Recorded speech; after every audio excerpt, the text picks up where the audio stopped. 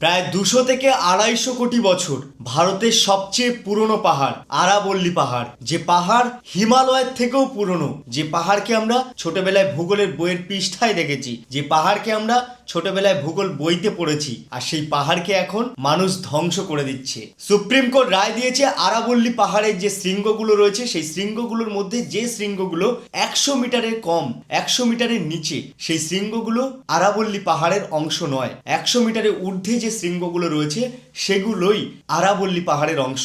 আর এই আরাবল্লী পাহাড় কোটি কোটি বছর ধরে ক্ষয় হতে হতে নিচু হয়ে গেছে, যার ফলে 90% এখন সুপ্রিম কোর্টের রায় অনুসারে আরাবল্লী পাহাড়ের অংশ নয়, 10% মাত্র আরাবল্লী পাহাড়ের অংশ। ভাবতেও অবাক লাগে যে মানুষের জন্ম হয়েছে 3 লক্ষ বছর আগে। 3 লক্ষ বছর আগে মানুষ পৃথিবীর মুখ দেখেছে, আর সেই মানুষের বানানো সুপ্রিম কোর্ট, হাইকোর্ট ইত্যাদি আইন, সেই আইন এখন 200 থেকে 250 কোটি বছর আগের পুরনো আরাবল্লী পাহাড়কে রায় শোনাচ্ছে, আরাবল্লী পাহাড়কে নিয়ে বিচার দিচ্ছে। প্রায় 700 কিমি জায়গা জুড়ে এই আরাবল্লী পাহাড়টি রয়েছে। দিল্লি, রাজস্থান, হরিয়ানা, গুজরাট সমস্ত জায়গায় বিস্তৃত রয়েছে, এবং সেই জায়গাগুলোকে সংরক্ষিত করে রেখেছে, তাদেরকে সুস্থ রেখেছে। এই আরাবল্লী পাহাড় বৃষ্টি, বাতাস, জল সবকিছুকে সংরক্ষিত করে রাখে।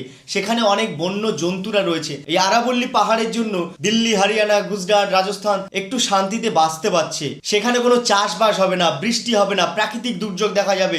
ওখানে মানুষই মরুভূমিতে পরিণত হবে। আরাবল্লী পাহাড় হলো আমাদের ভারতবর্ষের পশ্চিমের প্রকৃতির যোদ্ধা, আর সেই প্রকৃতির যোদ্ধাকে আজকে মানুষ ধ্বংস করে দিচ্ছে নিজেদের স্বার্থের জন্য। সেখানে নাকি মাইনিং হবে, সেখান থেকে নাকি কয়লা উৎপাদন হবে, আমাদের ভারতবর্ষ নাকি আরো অর্থনৈতিক দিক থেকে এগিয়ে যাবে। হিমালয় পর্বত ভূমিকম্প হলে এখনো পর্যন্ত কাঁপে, সেই জায়গায় দাঁড়িয়ে আরাবল্লী পাহাড় ভূমিকম্পে একটুও কাঁপে না, একটুও কাঁপে না। তাহলে বুঝতে পারছেন পাহাড়টার মধ্যে কতটা ভারসাম্য বজায় রয়েছে, পাহাড়টা কিভাবে প্রকৃতিকে বাঁচিয়ে রেখেছে, পাহাড়টা কিভাবে মানুষকে বাঁচিয়েছে, পাহাড়টা কিভাবে পশু পাখি, জল, বাতাস, নদীকে বাঁচিয়েছে। আজকালকার দিনে শুধু ধর্ম নিয়ে ভেদাভেদ হয় না, ধর্ম নিয়ে যুদ্ধ হয় না, রাজনৈতিক উস্কানিতে আমাদের প্রকৃতির যে যোদ্ধা, আমাদের যে প্রকৃতির সম্পদ, আমাদেরকে যে বাঁচার অক্সিজেন দেবে, তাদেরকেও আমরা হারিয়ে ফেলছি, তাদেরকেও আমাদের থেকে কেড়ে নেওয়া হচ্ছে। কিছুই না, এখানে মাইনিং হবে, এই হবে, ওই হবে, এই করে নেতা মন্ত্রীরা বড়লোক হয়ে যাবে, বিদেশে পালিয়ে যাবে, আর আমরা সাধারণ মানুষরা, আমরা ভারতবর্ষের মানুষরা